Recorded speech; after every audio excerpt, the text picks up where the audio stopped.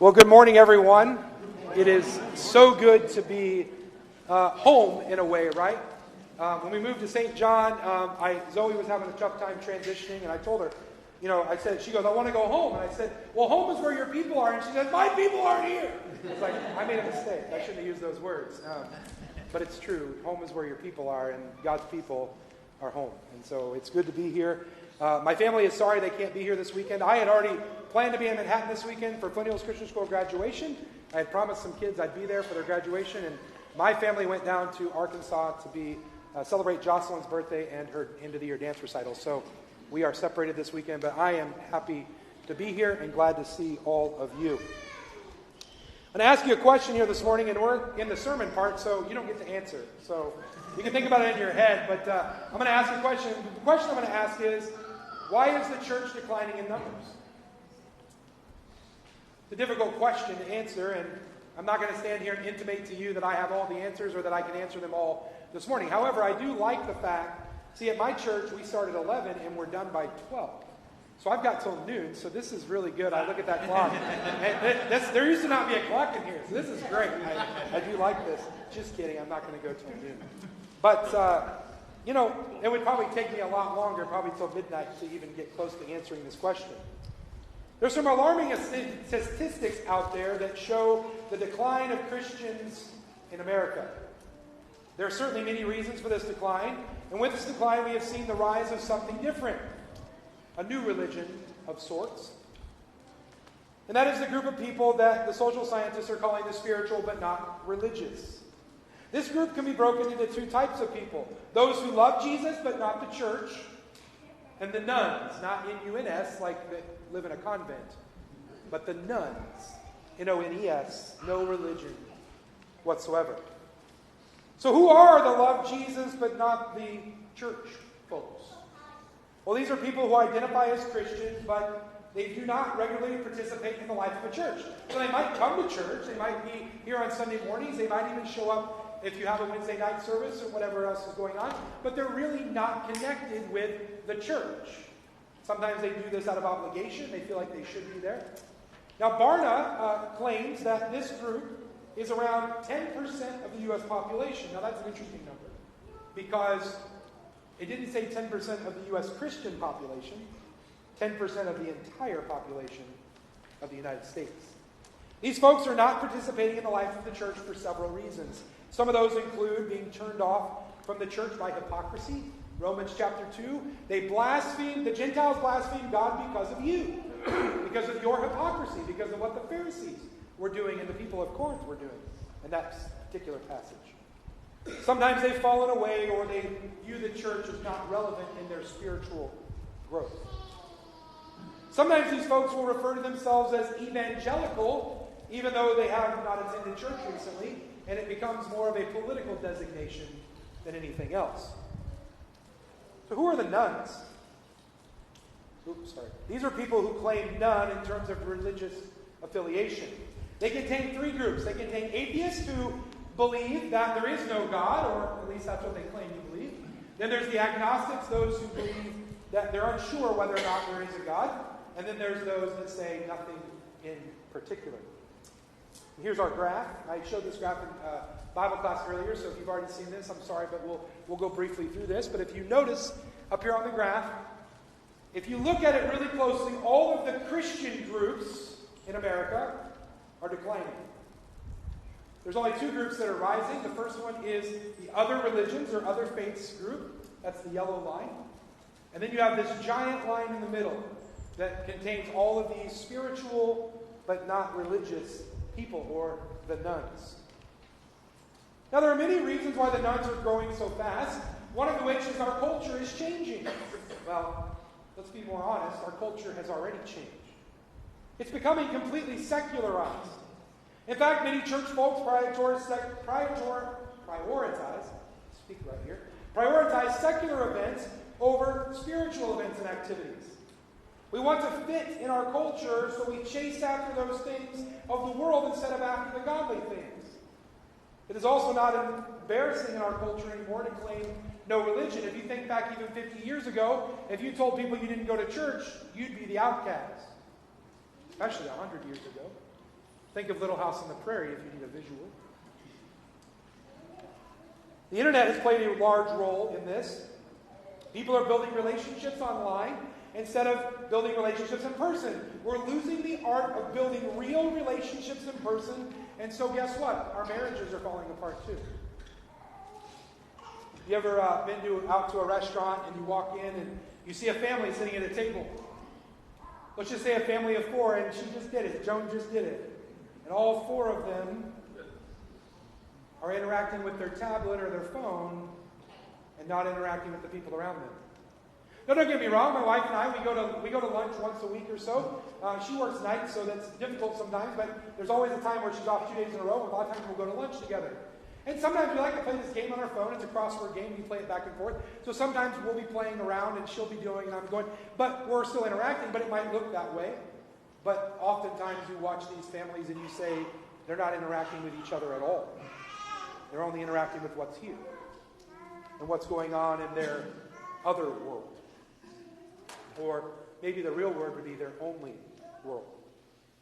You see, we don't know how to connect with people in the real world, but only online or over our technological devices. This has caused us a problem in growing the church today. I'm going to give you a quote by Tim Keller. Now, earlier in class, I told you that this was Keith Miller. His is a different quote. This is Tim Keller. And so this is the same quote or we not the same quote, one I referred to. But here's the quote. He says, traditionally, American cultural institutions produced people who, whether they professed Christianity or not, had beliefs in a personal God, an afterlife, and moral absolutes. In other words, society was producing these people who knew something about God. Continuing the quote, virtually all Christian strategies for evangelism and church growth are geared to people with traditional background beliefs. But such people are fewer and older. And conservative Protestantism in general does not know how to evangelize and win secular people. I'm not sure it was ever the right way to evangelize, but that's what we do. We act like when we evangelize people, when we talk to people about God, that they already have an understanding of who God is. And they might, but they also might have a skewed view of who God is. This is a problem. We're using a strategy to target those that already have a background of belief and faith in God, but unfortunately those aren't the people that need to be evangelized. The type of people we need to evangelize have no concept for who God is. They are secular and pagan in almost every way. And they have been for at least 25 years. You might be sitting there right now and thinking, well, this is all good and everything, and I can get behind you on this. And I can even agree with you. But isn't this a minister problem or an elder problem? Yeah, it certainly is a minister and elder problem. We should be thinking about this very seriously. But as Christians, we're all called to evangelize and teach. Exodus 19 tells us and tells Israel that they are a kingdom of priests. You know what that meant? That didn't mean they went through the rituals that they happened in the tent of meeting. Only the priests could do that. What's he saying to them? He's saying the way you interact in the world tells people who I am. Now when I view what I've done in the world, I might be scared of what I've shown people who God is. Peter in the New Testament, he reiterates this in 1 Peter chapter 2. He says, we are a royal priesthood, a holy nation. Because we are supposed to be out there doing the things of God. And when we do that, people see it. And they learn who God is. Who is this God that they worship? Well, clearly he must be a good God because of what they're doing. But the problem is the hypocrisy. This isn't new to our age. Paul, I just said that in Romans chapter 2. What does he tell them? They're blaspheming God because of you. Because of how you're interacting in the world. Because you're supposed to be a certain way and you're not. In Hebrews chapter 5, verses 11 to 14, the Hebrew writer has this to say. He says, about this we have much to say, and it is hard to explain since you, the believer, have become dull of hearing. Here's what I want you to get, verse 12. For though by this time you ought to be teachers, you need someone to teach you again the basic principles and the oracles of God. You need milk, not solid food. For everyone who lives on milk is unskilled in the world of righteousness, since he is a child. but solid food is for the mature, for those who have their powers of discernment trained by constant practice to distinguish good from evil. Now, here's the thing. I used to read this verse and I used to think, well, yeah, once you get milk, you're like a baby, and then you move up to solid food. But really, this is an admonition of these people. They have learned the basic principles of God, and they've come to church, and they sit in a pew, and that's all they do. You know what happens with manure when it sits in a pile? It sits and it stinks. That's what you do when you sit there as a Christian, and that's all you do for the faith. Manure's got to be spread around to do any good. Otherwise, it's just a pile of manure. It's no good. You see, these people, they had learned what they were supposed to do. And what does the Hebrew writer tell them? He says, you ought to be teaching. That's what I'm telling you today. You ought to be teaching. You understand the basic principles of God. You ought to be teaching. If you want some more context, go read into chapter 6 and read some more of Hebrews. But that's the point. You have to be teaching. These people had come to believe in God, and they were at the point where they should have been teaching others, but they weren't ready because they weren't even practicing what they had learned, so they had to go back to the basics. I'm afraid many Christians fit this mold. It's someone else's job. I will mature in the faith someday, but not today. This is absolutely a false belief. We are called to learn the faith, to mature in the faith, and to teach others the faith by how we interact in the world. The Israelites were to show the nations around them who God was by how they interact with them. And we are supposed to do the same thing. Now, this process starts with our youth. I know for a fact that most of you have heard this Bible verse before because I've heard the elders read this verse many times in this church. From Deuteronomy chapter 6. First two verses here are what's called in the Jewish faith the Shema. It's a prayer. Something we all should know. All of us should be able to recite this. Hear, O Israel, the Lord our God, the Lord is one. You shall love the Lord your God with all of your heart, and with all of your soul, and with all of your might. And then here we go, verse 6. And these words that I command you today shall be on your heart.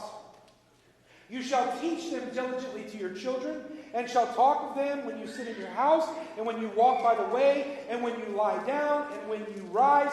You shall bind them as a sign on your hand, and they shall be as frontlets between your eyes.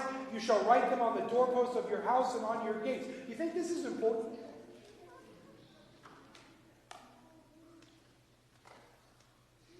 This passage is certainly talking about our children, but really it's talking about the next generation and the generation after that. You are not off the hook if you don't have children or grandchildren. We should all be teaching the next generation, and to take it a step further, we should all be teaching anyone that we can have some influence on. There are people in your, and when I say your, I'm talking about each individual person in this room. There are people in your sphere of influence that no one else can reach as effectively as you can. There are people in your sphere of influence that no one can reach as effectively as you can. None of us are off the hook. We all must be teaching people who God is and drawing them to the faith and then walking alongside them in the faith. All right, during Bible class I said I was going to say this phrase, every single Christian. Here we are. So if you're asleep, now you wake up and here it is. Every single Christian. You ready? I believe that every single Christian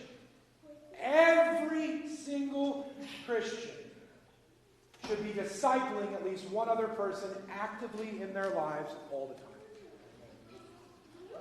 I believe that every single Christian, every one of you, should be actively discipling at least one other person in your life all the time.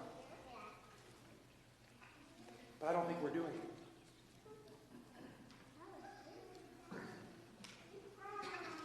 It starts with our children, but it certainly does not stop there. So how do we reach our children, and in essence, anyone else for the Lord? Well, there's a good thing, because the Apostle Paul had something to say about this. And God has something to say about this too. He says this in 1 Corinthians chapter 9, starting verse 19. He says, "For although I am free from all, I have made myself a servant to all, that I might win more of them. To the Jews I became as a Jew in order to win Jews. To those under the law I became as one under the law, though not by itself being under the law, that I might win those under the law. To those outside the law I became as one outside the law, not being outside the law of God, but under the law of Christ, that I might win those who were outside the law. To the weak I became weak, that I might win the weak. I have become all things to all people, that by all means I might save some. And I do it all for the sake of the gospel, that I may share with them in its blessings. I want to point out two things from this passage here this morning. Number one, I think is easy to see just by reading it, but Paul says we should become all things to all people. What does he mean by that? Well, I think he means that we have to meet people where they are, not where we want them to be yet. We have to meet people where they are. And number two, I think sometimes we might miss this one, even though we should never miss this one. But why do we do it? For the sake of the gospel. It's all about the gospel. You know, when you came to Christ, you were probably overjoyed that you had found the gospel. But guess what? I don't hear people shouting it from the hilltops. Paul becomes all things to all people so that he might what? He might save some of them. Because he knows the wonderful news. And what is the gospel? The gospel is the death, burial, and resurrection of Jesus Christ our Lord. Amen? Amen. That's all it is. The gospel is the good news of Jesus Christ. In order to connect with our youth, and really, let's be honest, to connect with anyone, because we do this wrong with adults, it's the same strategy. We must be relational and intentional. Discipleship is an intentional relationship aimed at helping a person grow one step closer to becoming more like Jesus. It's an intentional relationship designed to help someone grow closer to Jesus. Okay? That's what discipleship is. Now, I gave this statistic earlier, and it scares me to death, and I hope it scares you. But a 2020 study by the Springtide Research Institute found that only 8% of participants between the ages of 13 and 25. Okay, so before we go any further, if you are between the ages of 13 and 25, I told some of you, I want you to stand up. Okay, you're between the ages of 13 and 25, you're going to stand up. Monty, why are you standing, Monty? Hold on. 13 and 25, hold on a second. How many have we got? I got to do some quick math here. And I was hoping for 30. We got 14, 15. Okay. All right, have a seat. Okay. All right, Monty just wants to be 25 again. That's it. Okay. You ready for this? 8%. So we had 15 people stand up. So if I do my math right, 8 times 15 is what? Less than 1.5. Let's say 1.2. Okay? So I'm going to round up to help us. Okay? So we're going to go to 2. Okay? So 8% of people, 13 to 25, who are part of a religious group, it's a big caveat, it's important, say that they do not have a trusted spiritual advisor that they can go to in times of need. Which means that on average, 2, and really only 1, of those 15 people that just stood up would say that they have a trusted spiritual advisor that they could go to in a time of need.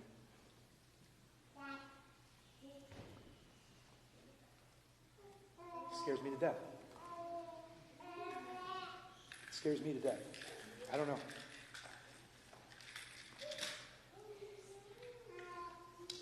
Stacey Eldridge says, we are made in the perfect image of a perfect relationship.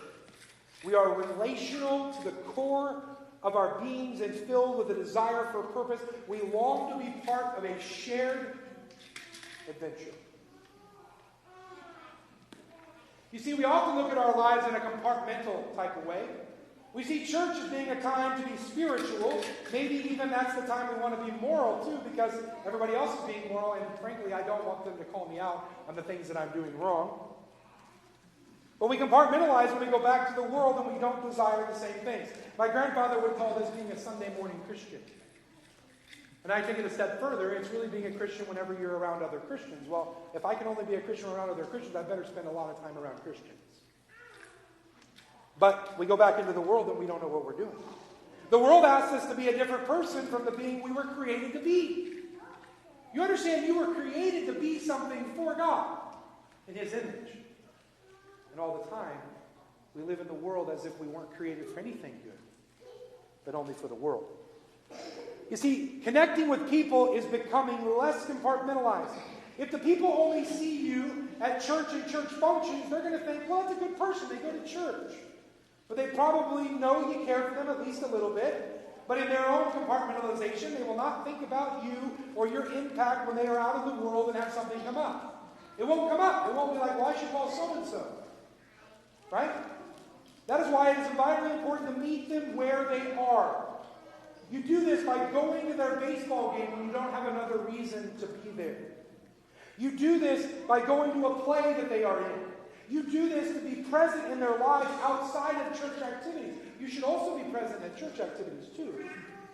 Oh, and by the way, this is not the job of ministers only again.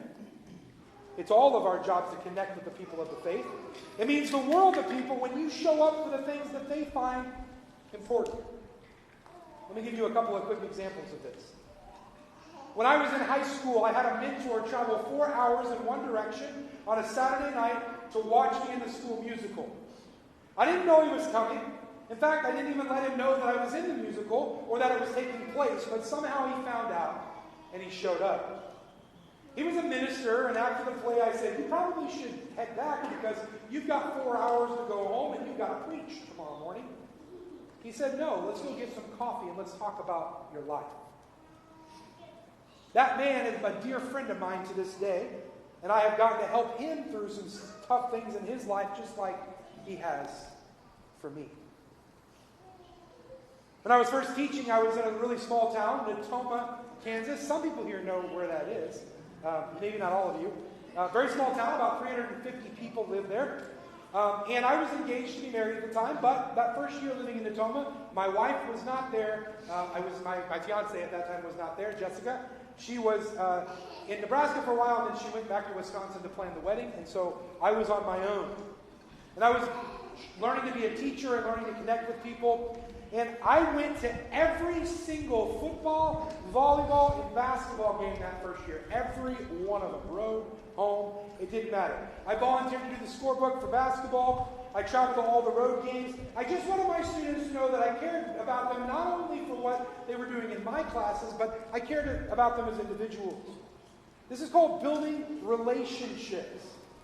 Ministry, and not just for the youth, is about building relationships. And all of you should be in ministry.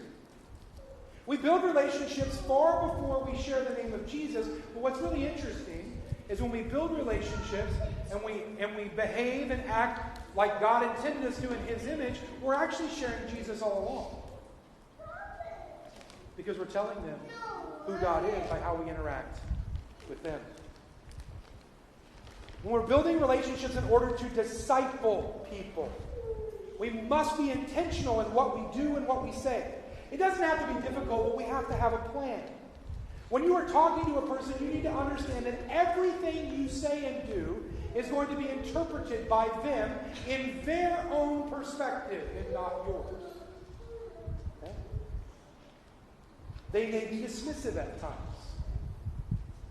That's okay. It takes time to develop trust. But keep looking for ways to be intentional about building a relationship to trust with them. Let me show you one more example. When I was first teaching, again in Natoma, Kansas, I was a new teacher, and about 4 or 5, 6 weeks into the school year, a new student came into our class, into our school. He was in 6th grade, and as you can imagine, he was the only new kid on the block. He had lived most of his life in the Bahamas, but his family was from Natoma originally, and they were coming back. So his family knew people, but he was brand new. He came into my music class, and for the first few weeks, he was not very good in my class. I was having all sorts of trouble with him. He wouldn't participate. He was giving me attitude. He was just being a frustrated youth. On one Friday, I saw that he was wearing a soccer jersey. And I saw that it was Manchester United. Now, I didn't know much about soccer up to this point. I did know a little bit because when I was in college in York, I lived with a couple of soccer players, and they watched soccer at the house, and they tried to explain the rules to me. And I went to their games, and I cheered them on. And I did enjoy the World Cup every 4 years, but outside of that, my soccer knowledge was very limited. Now, that weekend, I went home, and I decided that I was going to research everything there was to know about Manchester United. I learned who their coach was, who their players were, who the names of their rivals, and all this stuff. And I learned how they were doing so far that year. Everything I could find out. I was digging and digging and digging, and I came up with all this stuff. And I decided that weekend that I was going to become an Arsenal soccer fan. And the reason I picked Arsenal is because they were one of Manchester United's rivals. And I thought, this is great. I am now the biggest Arsenal fan you've ever met, both physically and in real life. Okay, so Monday morning comes around, and of course he comes in, the kid's got his head down, he's got a bad attitude, and as he's walking by me, I say, hey, I saw Manchester United won 2-1 on Saturday, and Wayne Rooney scored the winning goal. His world changed. Completely. His face immediately changed. His head went up, his eyebrows raised, a smile came to his face, and he said, you know Manchester United? I said, oh yeah, I'm an Arsenal fan. Oh boy, that sent him off the other way. We just got going. In fact, I had to settle him down and have him sit in his chair. We hadn't even started. Right? Every single week after that, we spent at least a few moments talking about Manchester United and Arsenal. He told me, oh, by the way, Arsenal's no good. Manchester United's way better than them. We're going to beat you in 2 weeks. I had no idea. I wasn't sure. But I was like, but I came every week. I had to look. I looked up all the scores. I knew who had scored the goals. I could quote it to him, and it was great. I never once ever had a problem with him again, but not even that. That relationship built and grew. And now I'm in a moment where I can pour into him.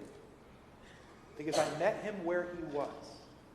I could have just been like everybody else in this frustrated youth, and we're not having any help. He's not doing anything. He's just a bad kid. We're just going to write him off. But no. It's not what God wants us to do. We often have people come to the faith that we really look at and go, I don't know about that one. But you know what? They were made in the image of God, just like you. Discipleship is about intentionality. We have to connect with people where they are. This is not limited to our youth. We fail at this in dealing with adults all the time. We talk to adults the same way, and adults speak down to youth all the time. We try to sugarcoat things. Let me tell you something. We do not have to sugarcoat the gospel. The gospel is for all people of all times and every culture. It's attractive to everyone. Don't believe me? Go to some of these Muslim countries right now, and they're starting to preach the gospel, and guess what's happening? People are coming to the Lord. Because it's attractive in all cultures for all time. We don't have to sugarcoat the gospel. Yeah, there are times we can't share everything with our youth. I get that. But we don't have to sugarcoat the gospel. They're dealing with some really tough stuff in their world. So we meet them where they are. Part of this comes in the form of communication. People today communicate way differently than we did as kids. We spend a lot of time in class talking about how we build relationships online, which, again, we think is a bad thing, but it's happening. And even more different than our parents and grandparents communicated.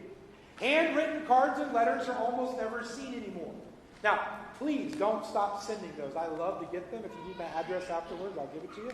You can send me stuff. But no, they're great. You should continue doing them. But I'm just saying, the young people don't understand this. And when I say young people, I mean the people in my generation and younger. And I'm not really young anymore. I turned 40 this year.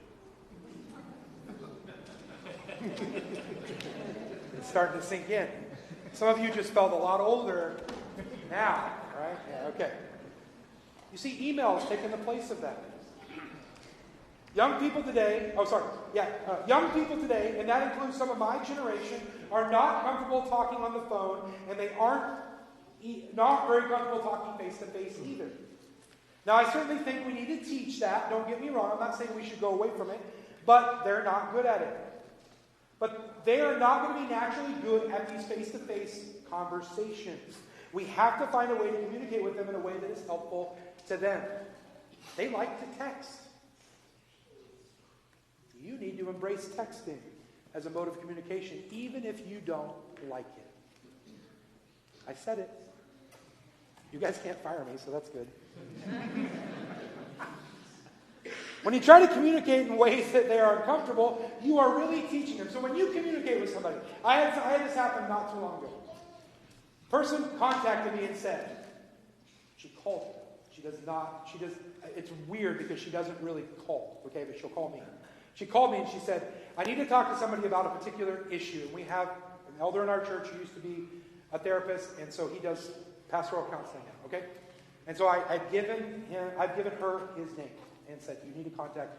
And she said, would you contact him for me, but tell him I don't talk on the phone. Have him text me. What do you think he did? He called her, left her a message. They still haven't talked. I'm sorry. You can't do that. Because what are you teaching them? You're teaching them that you can't be trusted. They don't feel safe. I'm not saying they shouldn't feel safe, but they don't. We've created this. Our culture, our society has created this. Maybe it's not us individually, but we have created this, and we have to deal with it. We have to find a better way to reach them. Send him a text. If he would have texted her, that would have opened up a line of communication that probably would still be going, and she'd probably be coming to talk to him in person. I cannot believe she called me the first time she did, but she was in a rough spot. And she said, I don't even know why I'm on the phone with you right now. And I said, I'm just glad you are. And a day later, she was in my office and we were talking.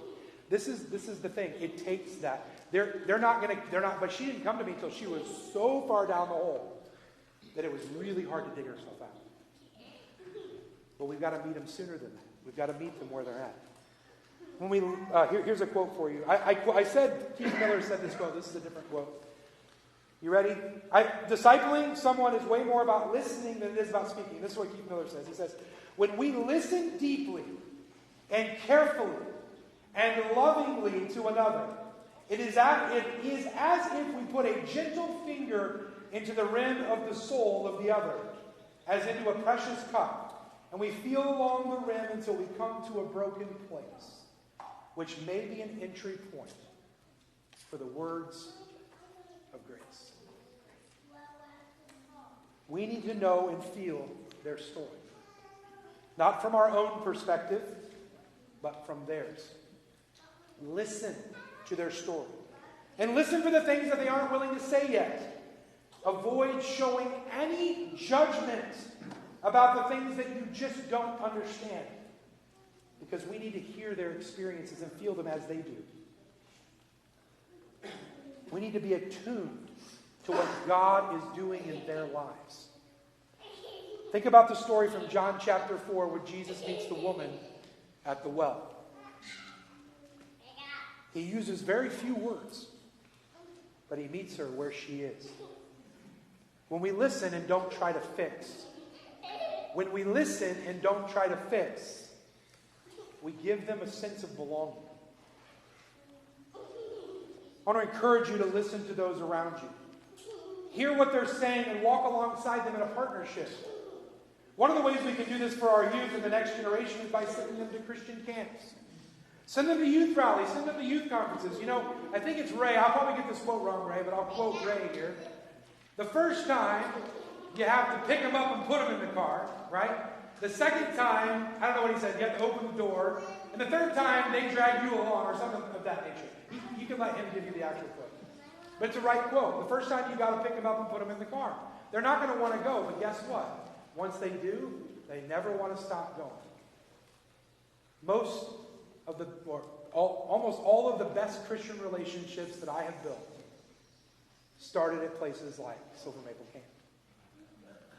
or started at youth conferences or whatever. Now, I've built a lot of great relationships in my adult life too, especially here at this church, but it all started there. It got us connected.